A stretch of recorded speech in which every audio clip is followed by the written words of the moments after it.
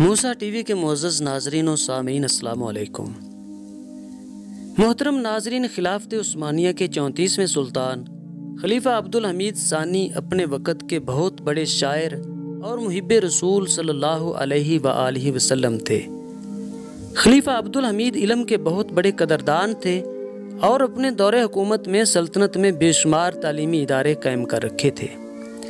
سن 1912 میں سلطان عبدالحمید ثانی کے بیٹے شہزادہ برہان الدین کو اللہ تعالیٰ نے اولاد نرینہ سے نوازا تو سلطان عبدالحمید نے خلافت میں آنکھ کھولنے والے نئے شہزادے کا نام اپنے جد امجد ارطغرل غازی اور عثمان غازی کے ناموں کی یاد میں ارطغرل عثمان رکھا۔ ناظرین، شہزادہ بچپن سے ہی انتہائی ذہین تھا اور خلیفہ عبدالحمید ثانی نے اپنے پوتے ارطغرل عثمان کو 12 سال کی عمر میں شاہی پروٹوکول کے ساتھ اعلیٰ تعلیم کے حصول کے لیے آسٹریا کے شہر ویانا کے ایک سکول میں بھیجا۔ شہزادہ ارطغرل کے ساتھ باقاعدہ نگران اور خدمتگار بھیجے گئے تاکہ شہزادے کی شاہی زندگی میں کوئی خلل نہ آئے۔ ارطغرل عثمان کے والد شہزادہ برہان الدین ترک فوج میں کمانڈر تھے اور سلطان عبدالحمید ثانی کے ولی عہد بھی تھے۔ ناظرین، ارطغرل عثمان کو گئے ہوئے ابھی تھوڑا ہی عرصہ ہوا تھا کہ ترکی میں اتا ترک کا نام نہاد انقلاب آ گیا اور مصطفیٰ کمال اتا ترک نے مغربی طاقتوں کے ساتھ مل کر خلافت عثمانیہ کا خاتمہ کر دیا اور شاہی خاندان کو سن 1922 عیسوی میں بچوں سمیت مختلف ممالک میں جلا وطن کر دیا گیا اور اس دوران شہزادہ ارطغرل عثمان آسٹریا میں ہی پھنس گیا اور کبھی واپس اپنی سلطنت میں نہ آ سکا۔ ناظرین، اس کے بعد شہزادہ ارطغرل عثمان نے کیسی زندگی بسر کی، یہ ایک نہایت عبرتناک اور دردناک داستان ہے جو دنیا کی بے وفائی اور بے ثباتی کا اظہار کرتی ہے۔ ارطغرل عثمان 1933 میں ویانا سے امریکہ آ گیا اور اپنے دادا سلطان عبدالحمید دوم کے انتقال کے بعد عثمانی خاندان کا سربراہ بنا دیا گیا۔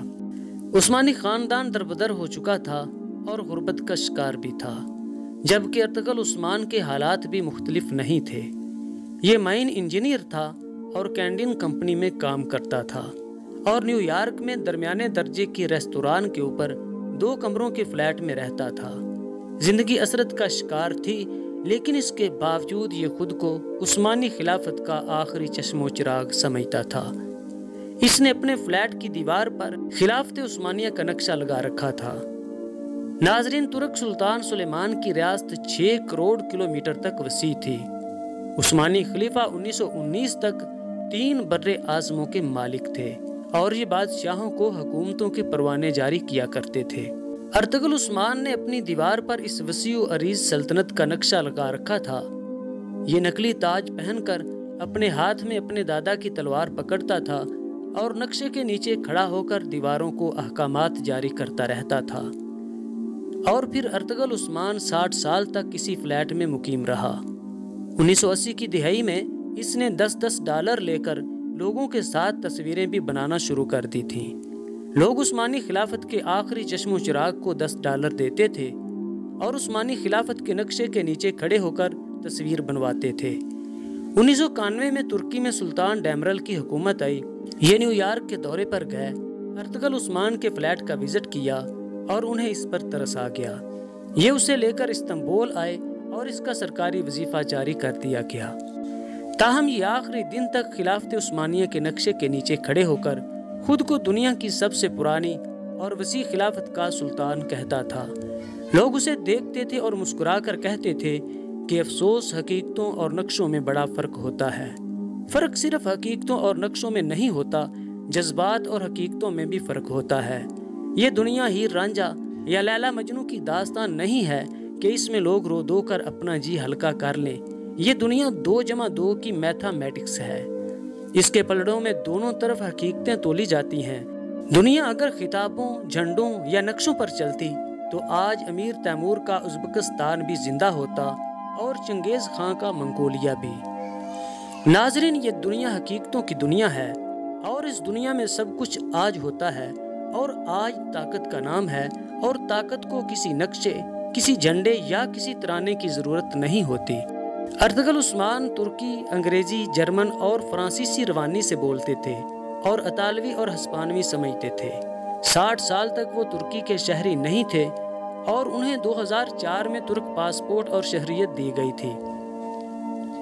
ناظرین، ارطغرل عثمان جب اپنے خاندان کے سابق محلات دیکھنے گئے تو سیاحوں کے ایک گروپ میں شامل تھے اور باقاعدہ ٹکٹ خرید کر اپنے آباء و اجداد کی سابق رہائش گاہیں دیکھ رہے تھے۔ یہ وہی محل تھا جہاں ان کا اپنا خاندان رہتا تھا اور جہاں ان کا اپنا بچپن گزرا تھا، جہاں ان کی شان و شوکت تھی، جہاں وہ شاہی تاج پہن کر گھومتے تھے، جہاں ان کو شاہی پروٹوکول دیا جاتا تھا اور جہاں ان کے خدمت گاروں کی قطاریں ہوا کرتی تھیں۔ ناظرین، شہزادہ ارطغرل عثمان 2009 میں 97 سال کی عمر میں استنبول میں انتقال کر گئے اور انہیں شاہی اعزاز کے ساتھ سپرد خاک کر دیا گیا۔ ارطغرل عثمان کی موت کی وجہ گردوں کا مرض تھا۔ شہزادہ ارطغرل عثمان نے 2 بار شادی کی۔ پہلی شادی 20 جنوری 1947 کو امریکہ کے شہر نیو یارک میں ہوئی، جبکہ دوسری شادی 27 ستمبر 1991 میں زینب درزی نامی ایک خاتون سے کی۔ زینب افغانستان کے سابق بادشاہ امان اللہ خان کی بھتیجی اور عبدالفتاح درزی کی بیٹی تھی۔ شہزادہ ارطغرل عثمان زندگی کے آخری ایام تک زینب کے ساتھ رہائش پذیر رہے۔ کمال اتاترک سلطنت عثمانیہ کا اگر خاتمہ نہ کرتا تو شہزادہ ارطغرل عثمان ترکی کے ممکنہ سلطان ہوتے۔ ناظرین، تاریخ کی صفحہ کی ملاحظہ کیجئے کہ یہ عظیم خاندان آل عثمان کہلاتا تھا، جبکہ جد امجد کا نام ارطغرل تھا۔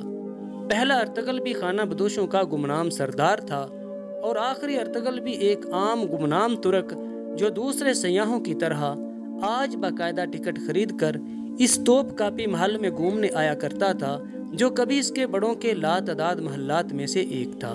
ناظرین، اس امید کے ساتھ آپ سے اجازت چاہیں گے کہ آپ کو ہماری یہ ویڈیو پسند آئی ہوگی۔ ہماری ویڈیو کو لائک کریں اور احباب کے ساتھ شیئر کرنا نہ بھولیں۔ انشاءاللہ بہت جلد دوبارہ ملاقات ہوگی ایک نئی ویڈیو کے ساتھ۔